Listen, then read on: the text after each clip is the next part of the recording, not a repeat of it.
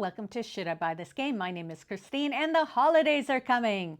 So I am doing a 4-part series of gift suggestions, and this is video number 1, and it is the top 10 games that cost $50 or higher. So I'm starting with the most expensive game and working down. And so we're starting with Obsession. Obsession is a medium to heavyweight game. It plays 1 to 4 players in 30 to 90 minutes. However, every time I have played Obsession, we tend to be on the longer side. Obsession takes place in the mid-19th century in Victorian England. Your goal is to build up your estate to gain favor with the truly influential families. On your turn, you're playing a tile, which is a room in your estate. You must have the proper service staff and guests. Each room and guest will gain you money or prestige. With the money, you can buy more upgrades to your estate, and with the prestige, you can invite more influential people to your events. There are a number of special events, which includes courting the Fairchilds, the most influential family. Whoever succeeds in gaining the most favor in each round gets to invite the Fairchilds for the next season to their events. Obsession is a lot of fun, but I find it does have a bit of a learning curve. This is definitely not a starter game. I love Obsession, but each time I play, I need to remind myself of some of the rules. Obsession sells for around $95 Canadian. Next, we have La Granja, the Deluxe Master Set. This is a medium to heavyweight game. It plays 1 to 4 players in about 1.5 to 2 hours. In La Granja, you are managing a farm. You must carefully consider the decisions of which dice to draft, which cards to play, when and where to deliver goods to various markets, and how best to utilize the flexible powers afforded by several anytime actions. The cards are multi-use, giving you 4 options on how you want to use them. Each round consists of 4 phases: farming, revenue, transportation, and scoring. The game is played over 6 rounds. This is one of the best farming games I have played, but again, it is not a beginner game. The Deluxe Master Set also comes with all the expansions ever released for the game. This would be an amazing gift for a seasoned gamer. La Granja Deluxe Master Set sells for around $87 Canadian. Everdell is a medium weight game. It plays 1 to 4 players in 40 to 90 minutes. When you're first playing this game, it may take you a little longer. Everdell is a tableau building worker placement game. First off, the art of Everdell is amazing. You want to be part of the Everdell world and all the cute creatures. The majority of the game has to do with the tableau building of your city. Once a player has played 15 cards, the game is over.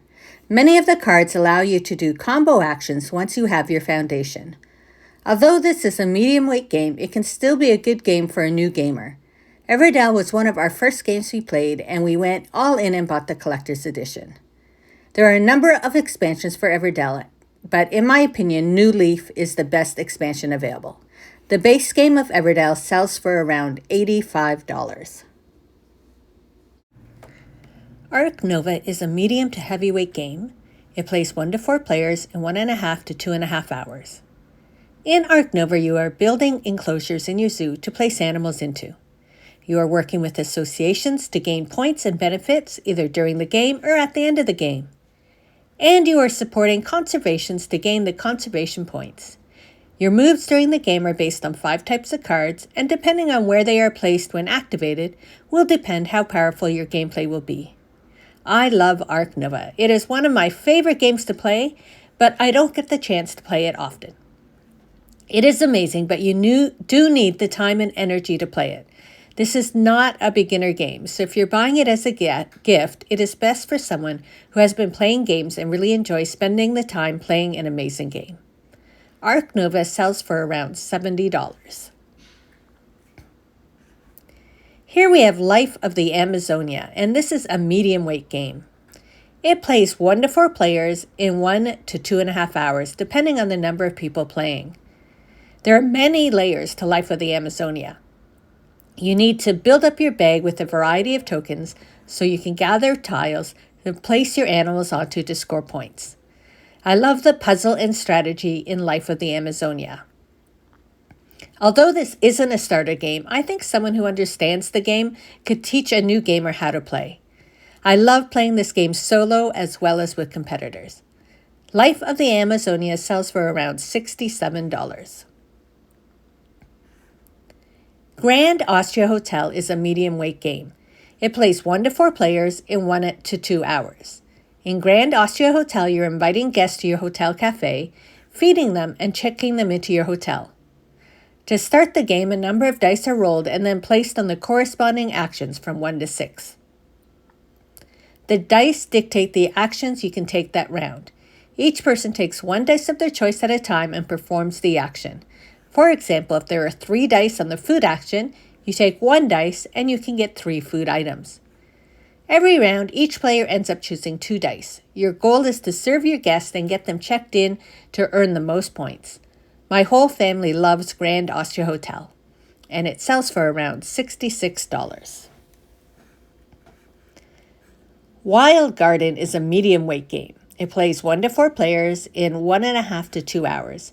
In Wild Gardens, you need to forage food to make recipes to serve to guests.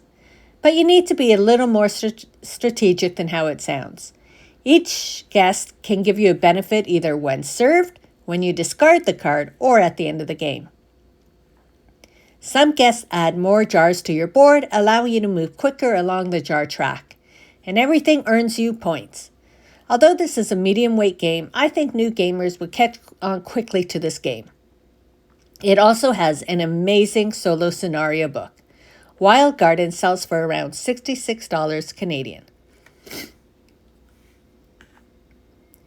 Windmill Valley is a medium weight game. It plays 1 to 4 players in 45 to 90 minutes. In Windmill Valley, you are a tulip farmer. On your turn, you can either enhance your windmill, plant tulips, build windmills, hire helpers, get contracts, visit the local market, or conduct foreign trade. By turning your windmill, it is determining your next turn. Once one of the players' windmill has rotated 3 complete rotations, the game is over. I really enjoy Windmill Valley. I think new gamers would be able to understand and play this game fairly easily.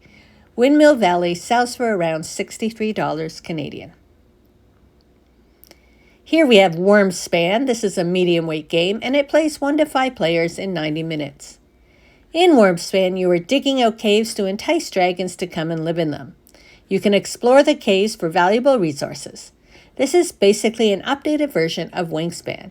There are a lot of the same mechanics with the addition of excavating the caves. As well, you are now able to pick the resource of your choice when getting resources and not rely on a die. I love Wingspan, but I like Wormspan just a little more. Wormspan sells for around $62 Canadian. And our final game in this list is Earth, and Earth is a medium weight game. It plays 1 to 5 players in 45 to 90 minutes.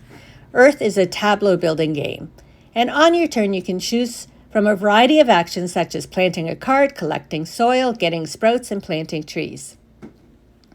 Then you can activate the actions on your cards that correspond to the color of the action. As well, when your opponent takes their turn, you can activate a bonus based on what they choose to do. So you have lots of opportunities to do multiple actions. I really enjoy playing Earth solo and with an opponent. And Earth sells for around $55 Canadian. So there are 10 games ranging from $55 to $95. Please leave a comment letting us know other games you would recommend in this price range.